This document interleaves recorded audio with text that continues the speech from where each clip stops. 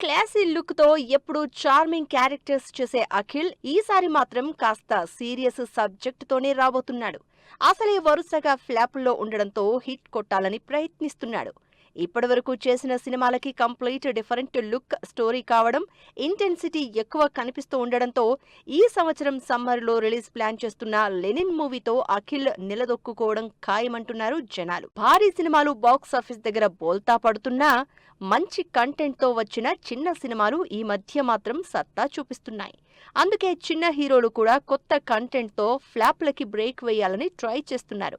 అలా కార్తికేయ 2తో pan India wide గుర్తింపు తెచ్చుకున్న నిఖిల్ ఈసారి కూడా కంటెంట్ ఉన్న స్టోరీనే సెలెక్ట్ చేసుకున్నాడు. అప్కమింగ్ 2 సినిమాలు పీరియాడిక్ యాక్షన్ డ్రామాలుగా భారీ బడ్జెట్తో తెరకెక్కుతున్నాయి. స్వయంభూ, ఇండియా హౌస్ ఈ 2 సినిమాలు సీరియస్ కంటెంట్తో హిస్టరీ బ్యాక్ డ్రాప్తో తెరకెక్కుతున్నవే. ఈ సినిమాలతో గ్యారంటీగా మరో బ్లాక్ బస్టర్ కొడతాను అని ఫుల్ కాన్ఫిడెంట్గా ఉన్నారు నిఖిల్.